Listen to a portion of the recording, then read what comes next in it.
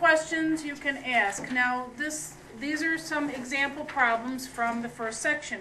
As you know, simplify, assume no denominator equals 0. So that was the directions. So make sure that you read the directions to the problems that you're going to do. That helps you do the problems. Well, 25 over 30 is equal to, if you factor both the numerator and denominator, this is equal to 5 to the second power over 5 to the first power times 6 to the first power, right? Remember that if the numerator power is greater than the denominator power, we subtract and put it on the one where it's the highest. So in other words, the 5 to the first basically cancels out into 5 squared one time, and we're left with 1 5 up there. So you would have ended up with 6 on this one. I started writing a 5. Okay. What? Why is 5 to the second power canceling out? Well, because really, if you look at 25 over 30, that's 5 times 5 over 5 times 6, right? So 1 5 is canceling out. Okay, and our rule was take the exponent of the numerator, subtract the exponent of the denominator if the numerator exponent was greater, and put it on the numerator. Yes? Couldn't you just, because the way I did it was, I just subtracted a number that they both have in common to the simplest form. Well, you don't subtract, you divide. divide. So You like, divide them by the greatest common factor, right? But couldn't you just do it like 25 and 30 divide? Yes, By 5. yes. But remember, when you get these kind of things, you're not going to be able to do that, are you? Okay, yeah. We need some rules for handling variables. You see, yes, you can do this the same way you did it in elementary school, and that's fine. However, I'm trying to teach you these new rules so that when you do that with algebraic expressions and monomials, you'll be able to factor them and cancel them out. So it's basically very much similar. So if you saw how I factored that, this gets factored also. Well, what is 12 but 2 times 2 gives me 4 times 3, right? That's the prime factoring of 12. I'm not going to use the exponents right now because I want to make sure that you understand this, okay? Times m over 2 times 2 times m, right? Now, everything that matches on the numerator and denominator can be canceled out, right? And what am I left with? Whoops. Yep. 3. Just 3 on top, right? So this simplifies to just 3. Okay? Now the next one, if I factor it into the prime factoring of 4, which is 2 times 2 times A times A times B, all over 2, now I have an 8, right? 2 times 8 is 16, so I'm really going to be multiplying it by another 2, which is 4, times 2, right? That gives me 8 times 2 again gives me 16, right? All right, and I have 1A times B times B. And now I can cross out and cancel out all the ones that match numerator and denominator. And then I write right across the numerator, what have I got left but A? What have I got left down here? 2 times B. Well, 2 times 2 is 4, right? So I have 4 and I have 1B left. Okay? If you factor them out like this, you can't make a mistake. All right? Now, this one here, let's see if we can't use our rules. So now, it's really simpler than the rules stated, okay? Instead of thinking about the reciprocal, which is really what it is, when the denominator is greater than the numerator, basically, I can subtract the numerator one from the denominator and leave it down here where the greatest one is. Do you see it's kind of canceling out? Do you see what I'm saying? Let me factor it out so I can show you. X times Y times Z times Z times Z is my numerator.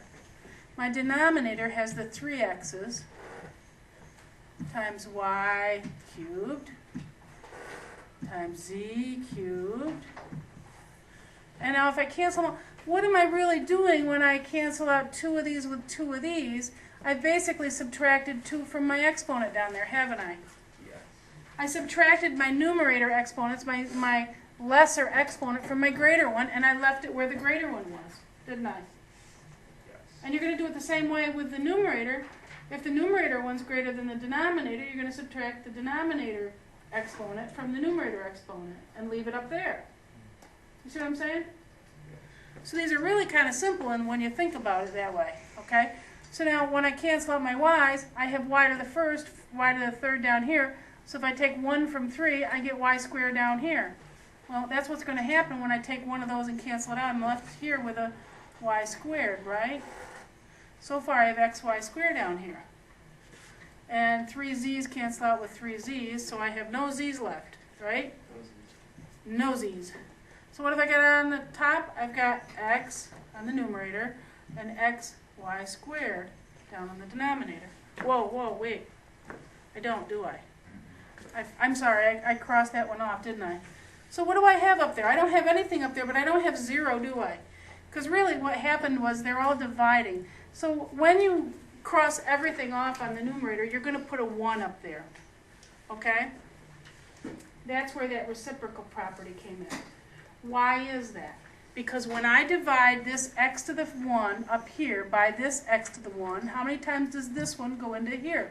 Remember when you were in elementary school, you had to put 1s there? If I had 36 over 9, you canceled the 9 out, said 9 goes into 9 once, 9 goes into 36 4 times. Remember all those little numbers you wrote in? Same thing here. Okay, did you write those little numbers in? Please tell me you did. Okay, so really what I omitted to do, what I should have done every time I crossed one out, is I should have been putting little 1s in there. Okay? So that when you got done, you had a string of 1s all multiplied together to get this 1 over here. Okay? Make sense? Okay. Let me erase this little mess I made down here, because I got another problem down here. Okay.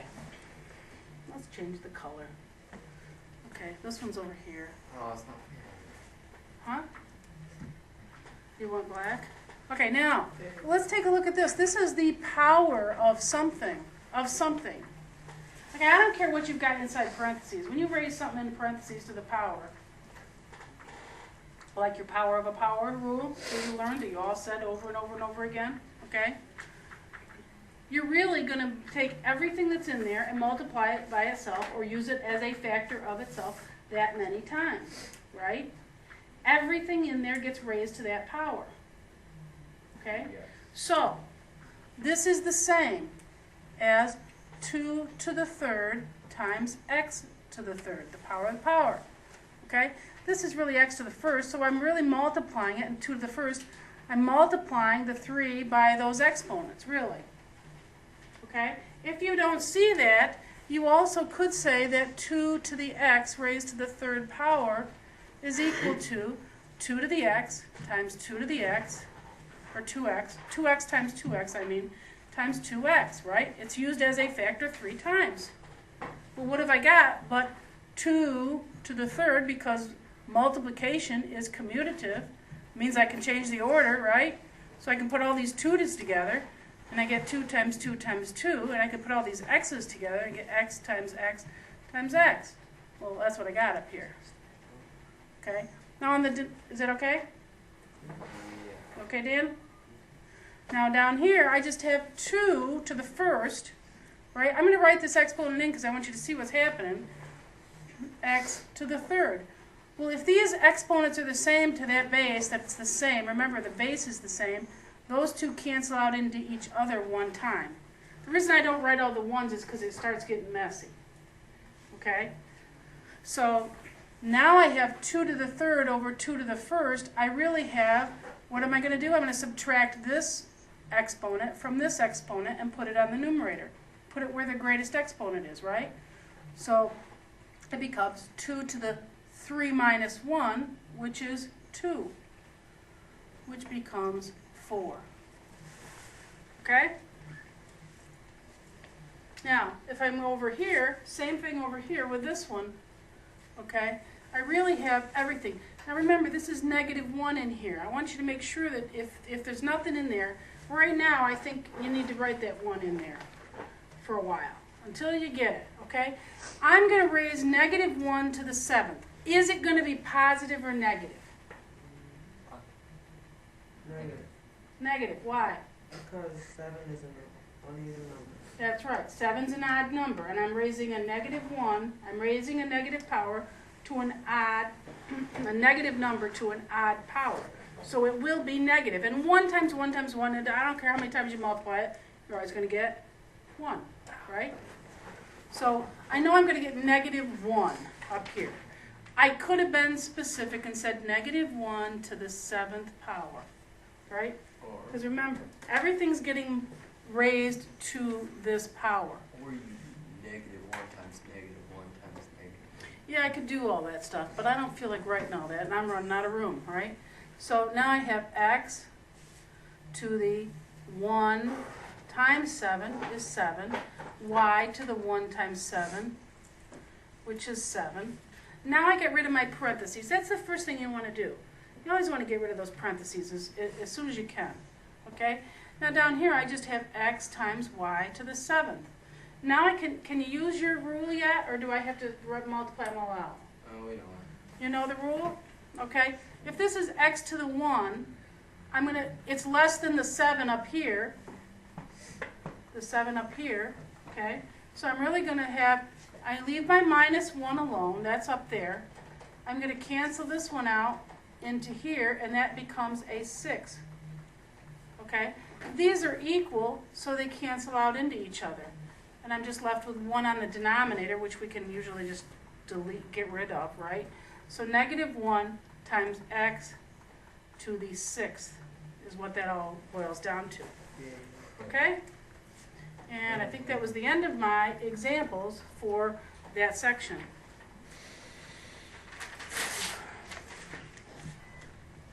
Now, let's